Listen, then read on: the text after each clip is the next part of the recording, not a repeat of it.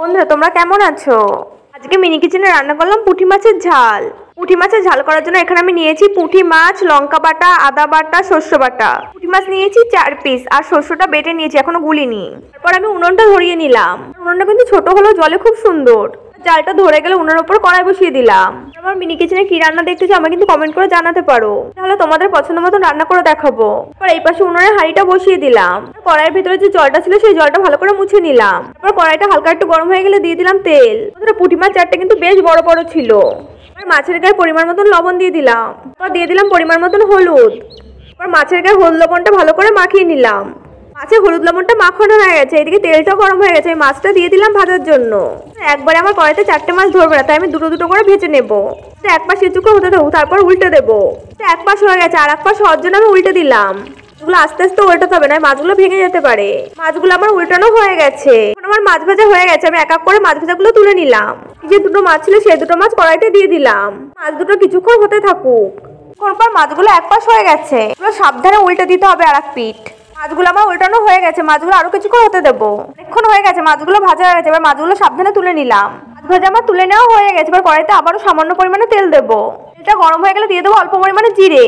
জিরেগুলো দেওয়ার পর জিরেগুলো ফুটতে শুরু করেছে। এবার দিয়ে দেবো কাঁচা লঙ্কা বাটা। লঙ্কা দেওয়া হয়ে গেছে, এবার কিছুক্ষণ খুন্তিতে নাড়াচাড়া করবো।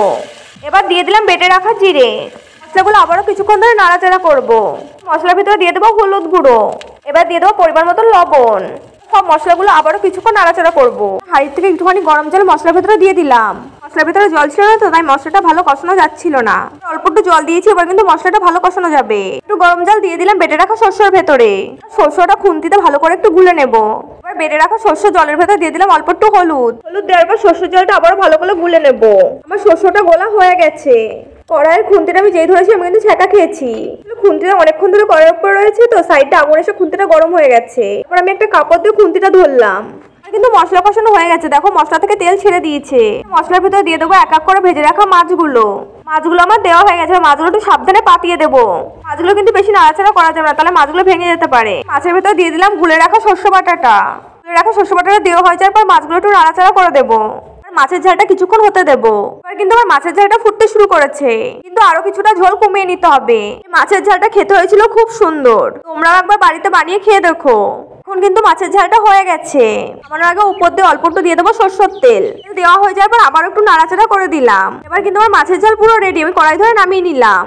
বন্ধুরা ভিডিওটা তোমাদের কাছে কেমন লেগেছে অবশ্যই কমেন্ট করে জানাবে। তোমরা যদি পাশে থাকো ভালো ভালো রান্নার ভিডিও করবো। বন্ধুরা ভিডিওটা যদি ভালো লাগে লাইক, কমেন্ট, সাবস্ক্রাইব, শেয়ার করতে একদম ভুলবে না।